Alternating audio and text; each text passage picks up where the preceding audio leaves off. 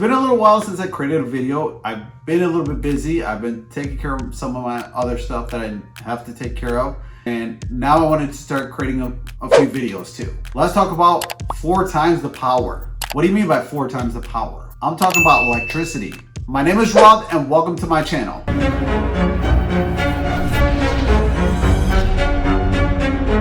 Let's talk about hydro first. The reason I chose hydro is because it was the basic element that partially started free electricity. It's electricity it's getting electricity without somebody sitting there to making sure that it's being done correctly.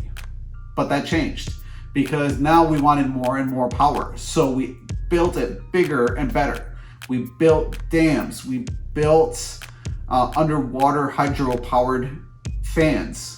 We've built so many different things that have helped us get free electricity. And what's the cleanest, easiest way to get power? Water. Put a hydro dam close to the ocean, close or by a river where the stream is constantly moving, and you get power, you get electricity. Look at the dams in Nevada. Look at the amount of electricity it creates.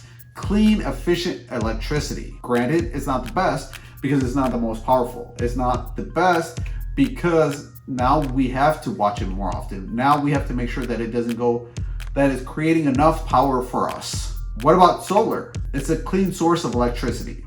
What's the easiest way for that? Put solar panels out there and let it collect electricity. It doesn't have to move. It doesn't need anybody to move it, touch it. All you do is plug it in, you know it's working because you have electricity, because you have power. You have the thing that you need. You can watch the voltage, you can watch that it's efficiently using those solar panels. That's power. That's clean, efficient power. But wait, it's still not enough. You need something more. You need something better. But what about all the old panels? What do you do with them? Are you getting rid of them? Are you keeping them? What would you want to do with them? What's the lifespan on them? Let me know down below. Leave a comment. What is your expectations of solar panels? Do you want them to last longer? But what do you do with the older ones? Would you give it away for free to people in need? Now, the main reason that I wanted to talk about this, because this was like pretty awesome, pretty cool. And considering that so many people have been talking about fusion powered cars, fusion power, where it's gone better than before.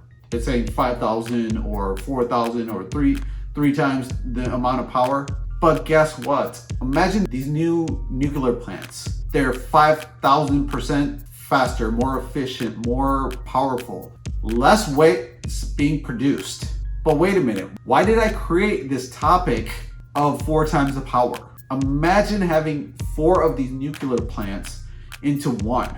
Imagine having the power of 4 nuclear plants in one nuclear plant. Imagine having that power the entire continent. How amazing would that be? And they would just start off by testing it. They're gonna test it in Africa, East Africa. But wait, what does that do? Is it safe to test that much power in a place like that? Is it okay to power that much of the continent by that much power? What will it do to the environment? What will it do to people? Or will it do nothing at all and it creates this amazing power efficient new source?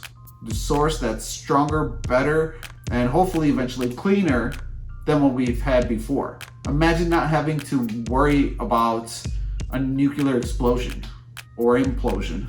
Imagine what the possibilities are. And that's what they're gonna try. That's what they're gonna do. That's what they're creating. Free, or not free, but like cheaper electricity for the entire continent, hopefully. But first they're gonna try East Africa. They're gonna see how it goes. They're gonna test it out. And I'm kind of curious because I've never been up close. So I don't know the ins and outs of it yet. I don't know what could go wrong and what will go right.